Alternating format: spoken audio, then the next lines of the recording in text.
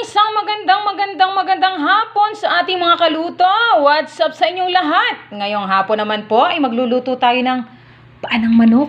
Ayan, 'di ba, mga kaluto? Affordable, swak sa bulsa na masarap. Ayan, masustansya pa 'yan, syempre. May mga kailangan tayo ng paa ng manok. Ayan, mga kaluto, ang ginawa namin diyan, niluto na namin siya sa pressure cooker ng 30 minutes. Start ng pagsirit tong bilang na kayo ng 30 minutes nun, pagkulo niya. Ayan, tapos syempre, meron tayong mga ricado dyan, kakailanganin natin sa ating fried. At syempre, meron tayong, para crunchy siya, meron tayong cornstarch at meron tayong harina. Ayan, mga kaluto. Yung pinag-presyoran namin, nandun na, hindi ko na sinama yung sabaw. Pero mga kaluto, ang nilagay namin dyan, naglagay kami ng bawang. Ayan, ito yung sabaw niya kanina. Ayan, meron tayong bawang, may sibuyas, may paminta, may asin. Syempre, may pampalasa tayong betchin. Ayan, start na tayo magluto, mga kaluto. Ayan, syempre, ihahalo na natin yung itlog sa ating cornstarch. Naligyan natin siya ng kaunting tubig para medyo naman, ayan, para medyo lumabnaw ng konti yung ating cornstarch. Masarap to mga kaluto kasi ang paa ng manok ay maganda ang naiano sa katawan natin. Hindi siya masyadong mataba, hindi gaya ng mga taba ng baboy na talagang medyo kalaban na may mga hypertension. Pero ito maganda siya sa maganda siya sa kalusugan, yung paa ng manok. Ayan. Syempre, lagyan natin ng paminta.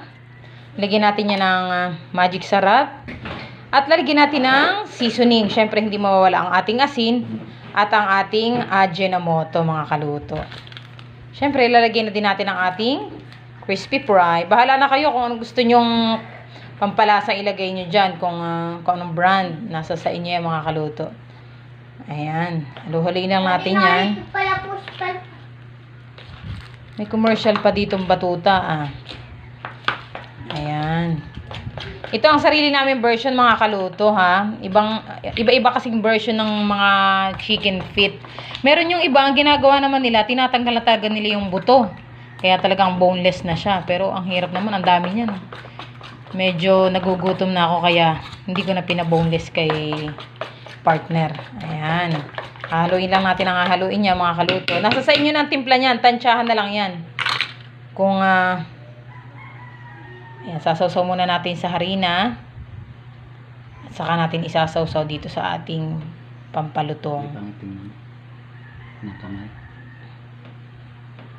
Ayan, lalagyan na natin sa ating kumukulong mantika ang ating chicken feet. Ayan, mga kaluto. Sarap niyan, paborito ko yan. Hindi lang siya masarap na pang barbecue, masarap talaga siya na fried. At saka napakalambot niya, mga kaluto, kasi 30 minutes talagang pressure cooker.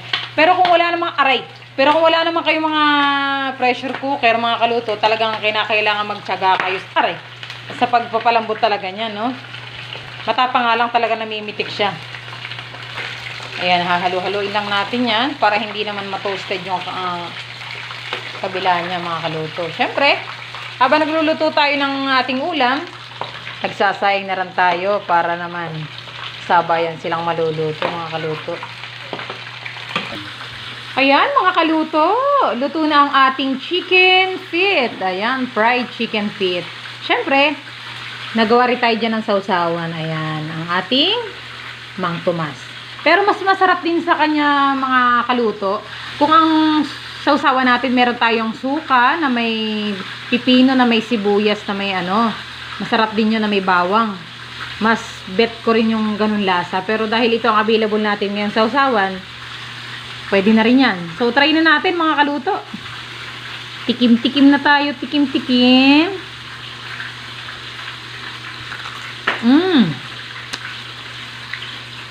Ang crunchy niya, mga kaluto. Sarap.